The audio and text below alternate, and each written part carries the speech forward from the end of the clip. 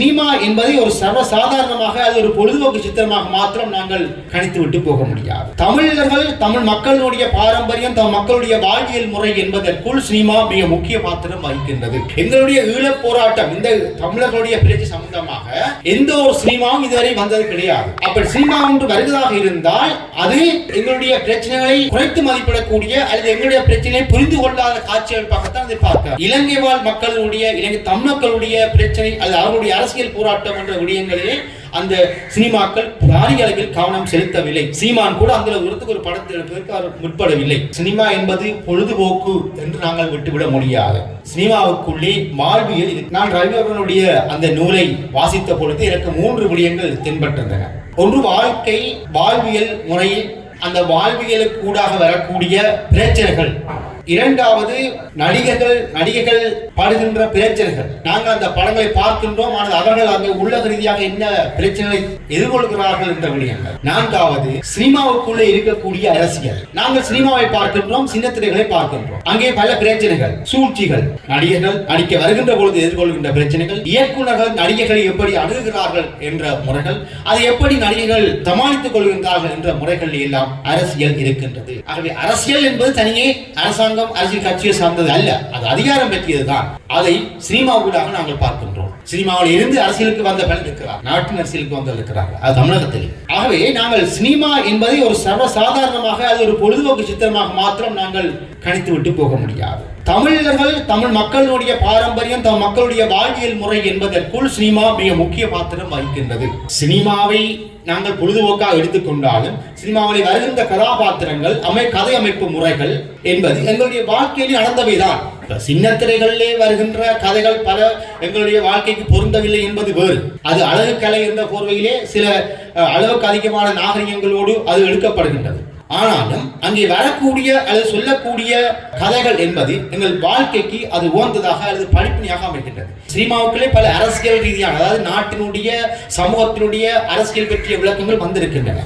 இப்போது கூட நான் அடிக்க சொல்லிக் கொள்கின்ற விடயம் என்றால் எங்களுடைய ஈழப் போராட்டம் இந்த தமிழர்களுடைய பிரச்சனை சம்பந்தமாக எந்த ஒரு சினிமாவும் இதுவரை வந்தது கிடையாது. அப்படி சினிமா ஒன்று வருவதாக இருந்தால் அது எங்களுடைய பிரச்சனைகளை குறைத்து மதிப்பிடக்கூடிய அல்லது எங்களுடைய பிரச்சனையை புரிந்து கொள்ளாத காட்சியமைப்பாகத்தான் அதை பார்க்க முடியும். ஆக குறுந்திரைப்படங்கள் தான், அதாவது எங்கள் ஊரை சேர்ந்த அல்லது யாழ்ப்பாணமோ மட்டக்களப்போ அந்த பகுதியை சேர்ந்தவர்கள் எடுக்கின்ற குறுந்திரைப்படங்கள் மாத்திருந்தான் எங்களுடைய பிரச்சனை சரியாக சொல்லுகின்றன.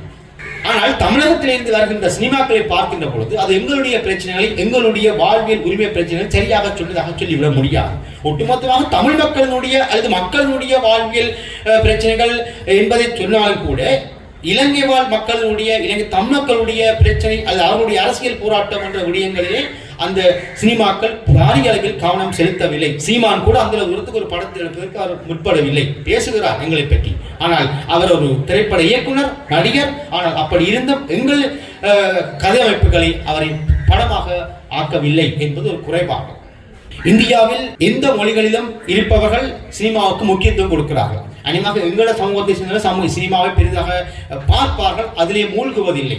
ஆனால் இந்தியாவில் அப்படியான பண்பு உண்டு, ஆனால் நாங்கள் அப்படி அல்ல. ஆனால் அதை எங்களுக்கு ஒரு வாழ்வின் முன்னுதாரணமாக நாங்கள் எடுத்துக்கொள்கின்றோம் பல சந்தர்ப்பங்களில். இன்று கூட எங்களுடைய பிரச்சனைகளை சொல்லக்கூடிய அளவுக்கான கதை அமைப்புகளை கொண்ட தரமுடையவர்கள் தகுதி உடையவர்கள் எங்கள் தேசத்தில் இருக்கிறார்கள். அவர்கள் இப்போது சின்னத்திரை குறுந்திரைப்படங்கள் எடுத்துக் கொண்டிருக்கிறார்கள். அவர்களுடைய கதை அமைப்புகளை வைத்துக் கூட தமிழகத்தில் ஒரு 3 மணி நேர படத்தை தயாரிப்பதற்கான ஒரு தயார்படுத்தல் இல்லை என்பது பாரிய குறைபாடு. ஆகவே இந்த ரவிவர்மாவுடைய இந்த நூல் போன்ற விடயங்கள், இந்த நூலில் எழுதப்பட்ட விடயங்கள், நூலில் சொல்லப்பட்ட தகவல்களை நாங்கள் இது பார்க்கின்ற பொழுது அது எங்களுடைய சமகால நிகழ்வுக்கு ஏற்ற மாதிரியான கதை அமைப்புகளை மாற்றி அமைக்கக்கூடிய அளவுக்கு வர வேண்டும். நான் இங்கே இருக்கிறார்கள். இப்போது நாங்கள் எங்களுடைய முள்ளிவாய்க்காலில் நடந்த இறுதிப் போரில் நடந்த அவலங்களை எல்லாம் நாங்கள் கவிதையாக எழுதுகின்றோம், கதையாக எழுதுகின்றோம். தீபச்செல்வன், கருணாகரன் போன்றவர்கள் அதை கவிதையாக நாவலாக எல்லாம் எழுதுகின்றார்கள். ஆகவே அந்த விடயங்களை எப்படி சினிமாவாக்க முடியும்? நாவல்கள் பல சினிமாவாக மாறி இருக்கின்றன. ஆகவே எங்களுடைய ஈழ கதைகள், ஈழ போர் பற்றிய விடயங்கள் அது நாவலாக கதைகளாக கவிதைகளாக வந்திருக்கின்றது என்றால் அவற்றை எப்படி சினிமாவாக கொண்டு வர வேண்டும் என்பதற்கான தூண்டுதலை நாங்கள் கொடுத்தே ஆக வேண்டும். இந்த முள்ளிவாய்க்காலிலும் சரி காசாவிலும் சரி நாங்கள் நேரடியாக கண்டு கொண்டிருக்கின்ற விடயங்கள் அவலங்கள் கணவன் மனைவியை இழந்த முறை, மனைவி கணவனை இழந்து தவிர்க்கின்ற முறை, அல்லது பிள்ளைகளை இழந்து தவிர்க்கின்ற முறை, போரிலே நாங்கள் கண்ட அவலங்கள் இப்போது நாங்கள் காசாவிலே பார்த்துக் கொண்டிருக்கின்றோம். இவை பற்றிய கவிதைகள் தான் இப்போது வந்து கொண்டுதான் இருக்கின்றன. பலஸ்தீனத்தில் இருந்தும் அப்படியான கவிதைகள் வருகின்றன, இங்கிருந்தும் அப்படியான கவிதைகள் வருகின்றன. ஆனால் அதை நாங்கள் சினிமாவாக எடுப்பதற்கு, திரைப்படமாக ஆக்குவதற்கான முயற்சிகள் குறைவு.